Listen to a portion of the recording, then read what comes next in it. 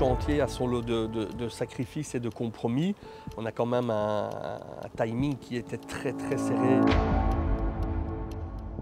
Mais c'est sûr qu'ici, l'ouverture, c'est le 13 avril, ça sera ni le 14 ni le 15 et encore moins la semaine d'après. Mais il y a une telle pénurie de main-d'œuvre ici pour le moment à Osaka. Et donc le prix de la main-d'œuvre a augmenté, le prix des matériaux a explosé. Et donc c'est super compliqué à finaliser ce bâtiment dans le délai et dans le budget. Et c'est sûr qu'une fois qu'il est construit, on en est super fiers. Et c'est sûr qu'on le trouve super beau. On va jusqu'à la dernière minute pour essayer de le rendre parfait.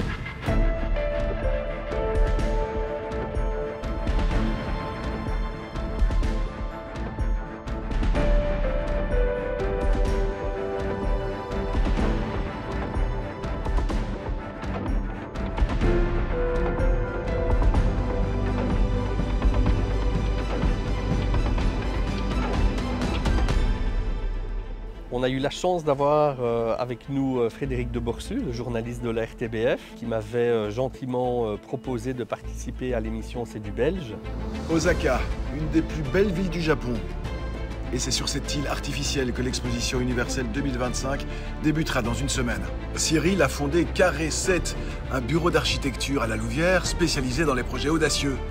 Voilà pourquoi il a proposé à la Belgique de dessiner ce pavillon en forme de icebox, un glaçon géant exposé au soleil qui symbolise la fonte des glaces et le réchauffement climatique. On ne pouvait pas, à C'est du Belge, ne pas suivre Cyril Rousseau, qui est en pleine explosion, qui construit le stade de la Louvière, bientôt celui de Charleroi, qui sera le plus grand stade couvert d'Europe. Donc être ici avec un architecte de pointe, une révélation qui vient d'un milieu modeste à Gilly, où il construisait des petits bâtiments en Lego quand il était jeune, c'est une histoire magnifique, on ne pouvait pas la rater. Alors, c'est ici que ça se passe? Voilà, je vous présente notre pavillon, notre magnifique pavillon. Quand vous le voyez comme ça, vous vous dites quoi? Que j'ai bien travaillé. J'en suis super fier. Il reflète vraiment les premières images qu'on en a dessinées. Et il y a quand même quelques petites finitions dont je ne suis pas encore satisfait maintenant, mais c'est ça le but du voyage aujourd'hui. C'est vraiment de venir, préparer la réception, faire nos remarques sur ce qui ne fonctionne pas pour nous, refaire les petites retouches et libérer pour dimanche pour que Belle Expo puisse en prendre possession et commencer à s'exercer, à accueillir les gens. C'était un boulot de dingue? C'est vraiment un boulot de malade, c'est même pas un boulot de dingue, c'est de malade. Et je remercie encore tous mes collaborateurs et principalement mes deux collaboratrices Camille et Alexis qui ont fait un travail de dingue pour gérer tout ça et mener à bien le projet. Ciao. C'est ta poste? Bienvenue. Grazie. We are now mounting the projectors.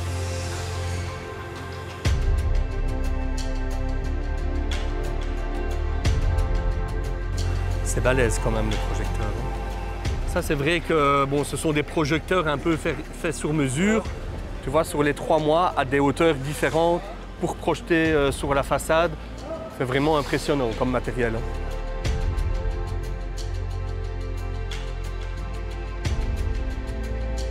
C'est super. C'est vraiment ce que je voyais pour la scénographie, tu vois.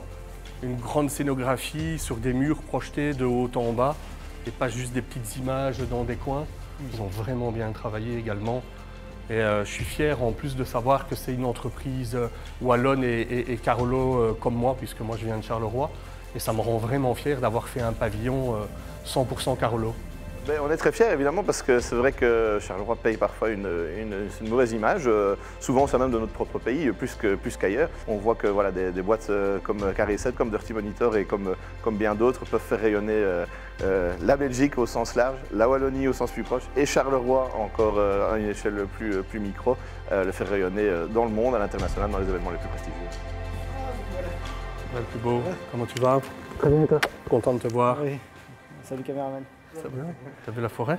Oui, j'ai vu la forêt, ça s'installe, hein, c'est joli.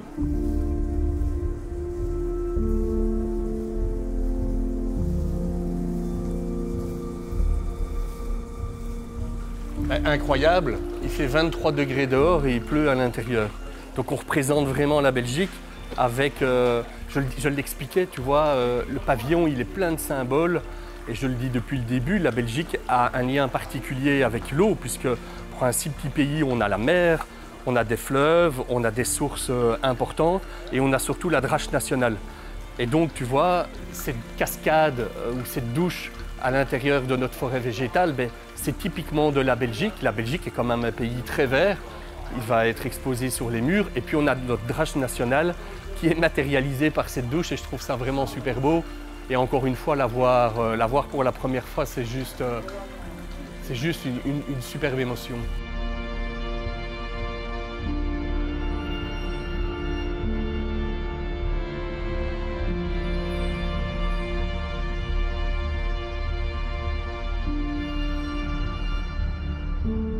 J'ai presque fini mon reportage, après un jour.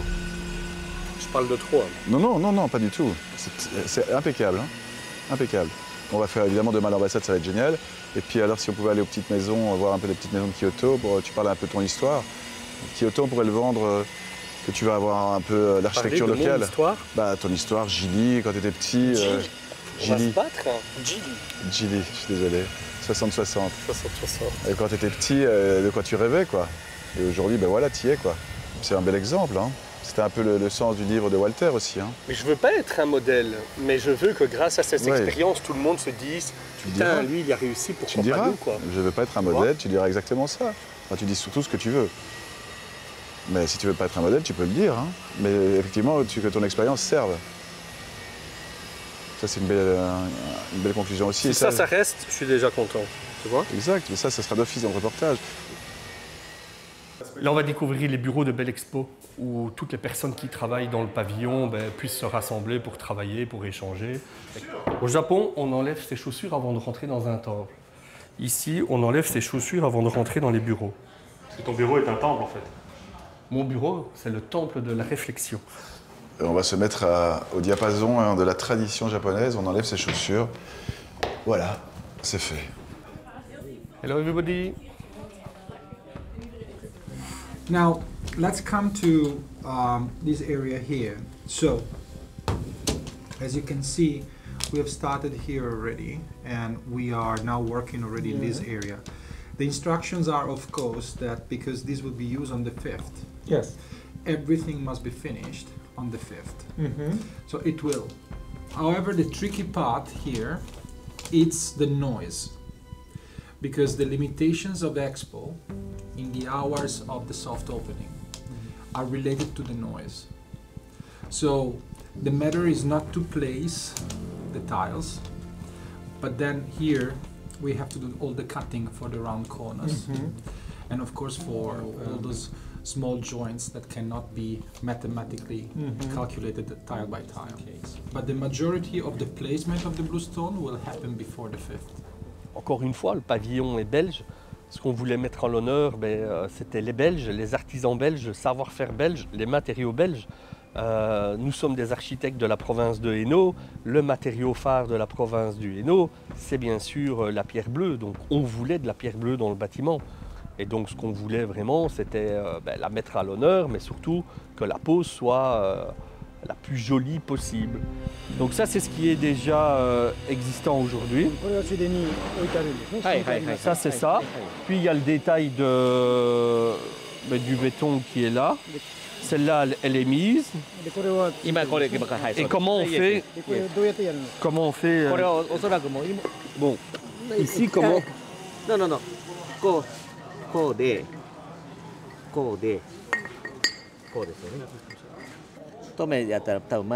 À onglet. Et on va voir ça, c'est pas beau.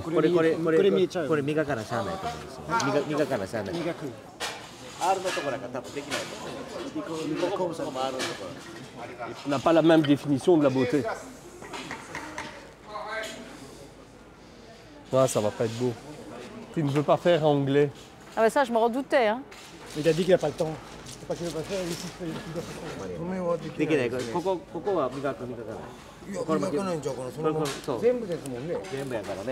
C'est de la mouchardée. 特に R がまず利根がしたら多分時間間に合わない。加工出さなきゃできないですね。でそれと R もできないと。 Dis-lui si je viens travailler le week-end, ça va ou pas? 週末来ていいですよ。いい。いや Bon, on valide ça. On n'a pas le choix de toute façon.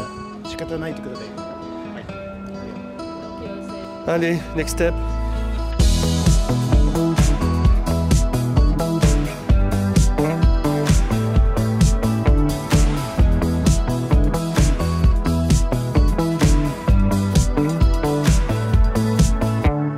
Tu sais pas par où on va, hein? Notre guide, le guide le moins compétent de tout l'ouest de Tokyo et de tout le sud de Tokyo et de tout Tokyo de court. Je connais tout à Tokyo Ah voilà, c'est Tokyo Boy.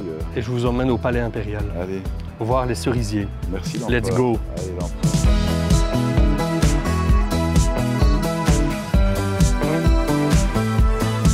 Ça fait partie de mes rêves. Construire une tour. J'adore l'idée de construire une tour depuis toujours. Et j'adore, si tu veux, ce type d'endroit qui mélange l'ancien et le nouveau, le contemporain et le classique. Et je trouve qu'ils font ça parfaitement ici au Japon.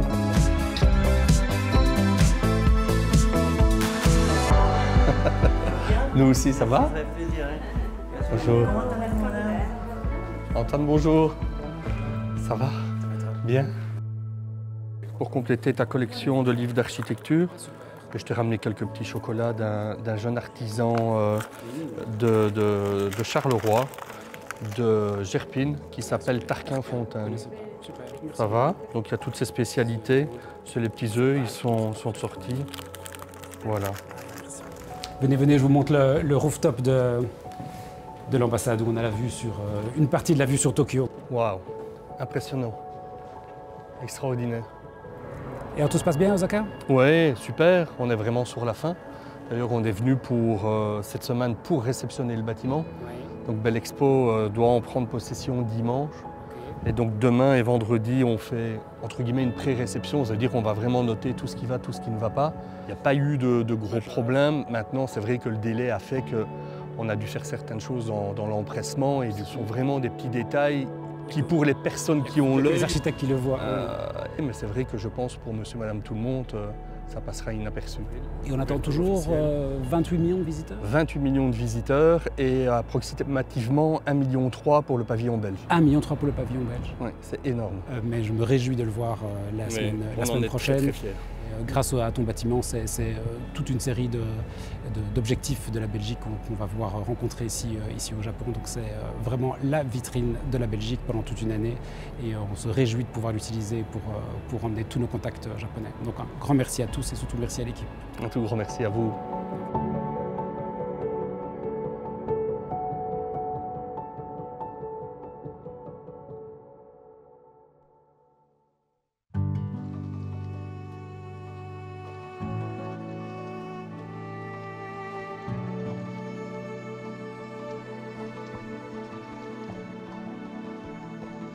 Le ring, c'est vraiment une superbe idée. Hein. Ce ring, déjà, on a un lien très fort avec le ring, puisque étant Carolo, le ring, ça nous parle. Mais ça me fait vraiment penser à la maison, j'ai envie de te dire, cette vue depuis des hauteurs sur l'intérieur de la ville, ici l'intérieur de l'exposition. Ça me rappelle vraiment la maison et c'est vraiment quelque chose de très positif, je trouve. Magnifique, hein? J'ai l'impression qu'on voit les premières 3D du concours avec cette vue plongeante depuis le ring sur le pavillon.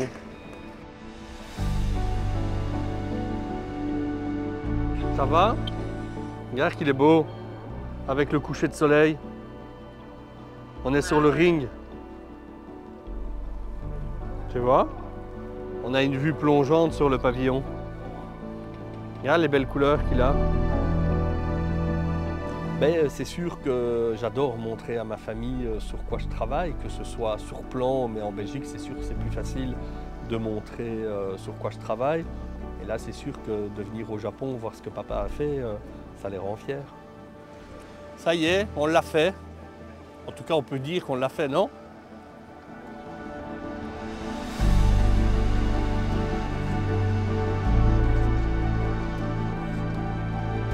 C'est une vue généralement qu'on ne voit pas, puisque généralement on a plutôt une vue de bas vers le haut quand on est au sol. Ici on aura une vue du haut vers le bas, donc c'est quelque chose de particulier, assez exceptionnel, et je trouve que c'est vraiment très très réussi, c'était vraiment une très belle idée.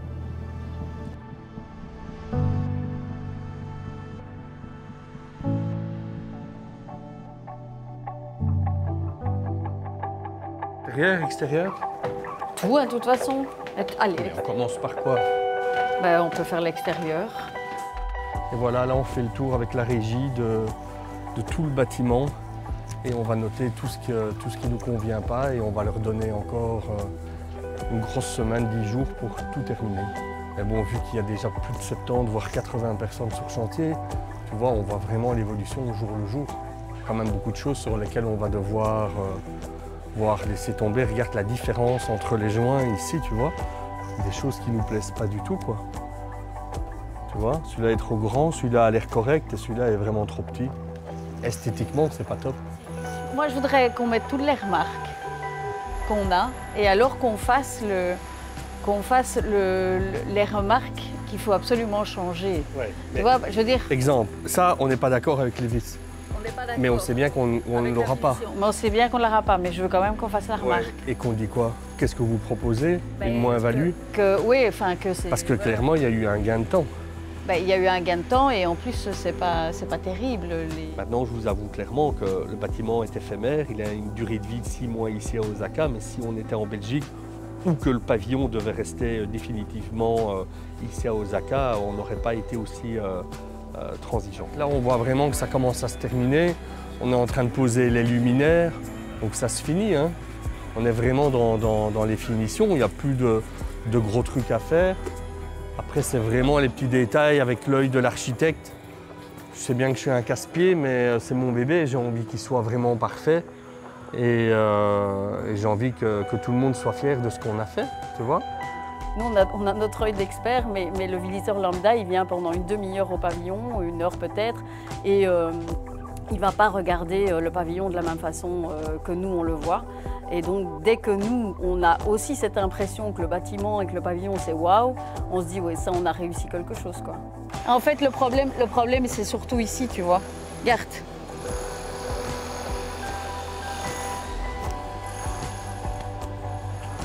Ça c'est très, très, très, très dangereux. Tu peux pas. C'est quoi le problème?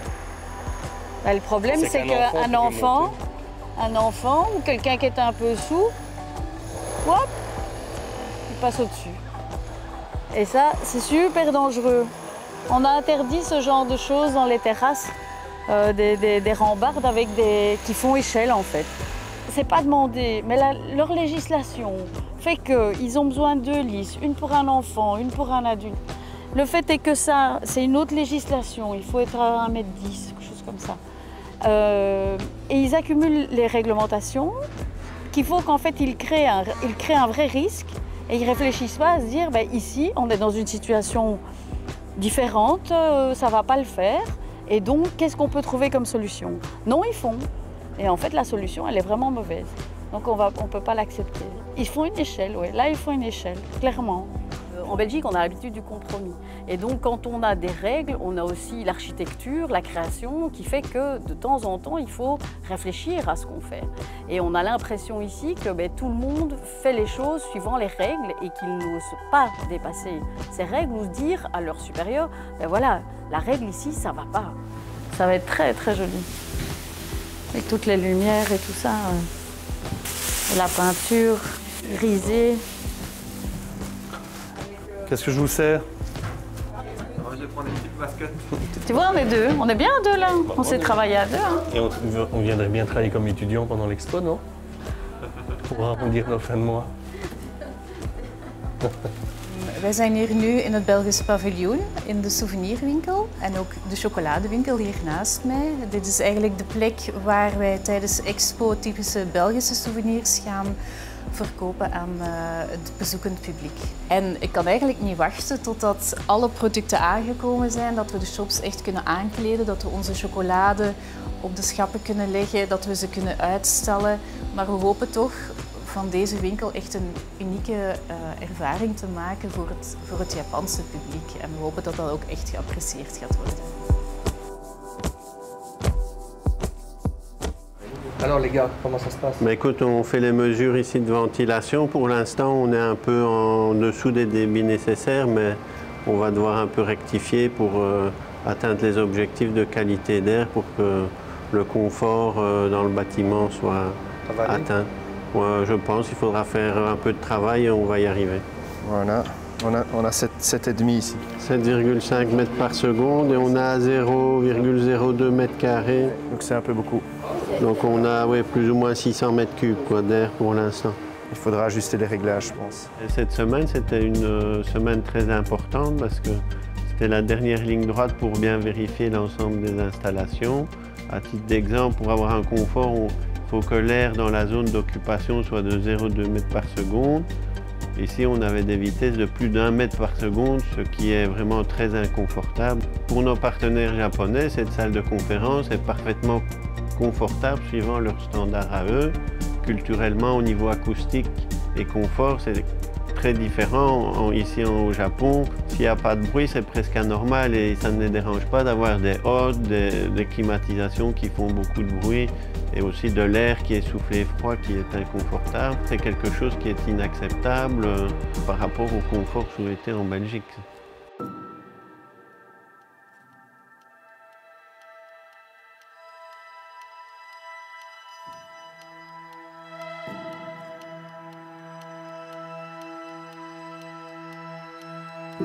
J'espère que le premier ou les premiers visiteurs qui pourront participer à cette visite de notre pavillon auront une image plus claire et limpide sur la Belgique au travers de notre architecture et de cette scénographie. Moi, je trouve que c'est un très beau pavillon de la Belgique. C'est une belle réussite, parce que tous les pavillons sont différents, toutes les expos sont différentes aussi, mais c'est un des plus beaux pavillons belges que l'on ait déjà connu. On sent qu'il y a une âme avec cette drache, cette cascade d'eau très belge, ce comptoir de chocolat très belge également. C'est dire si l'accueil est là. Qui leur permettront de se dire que la Belgique est un pays à visiter.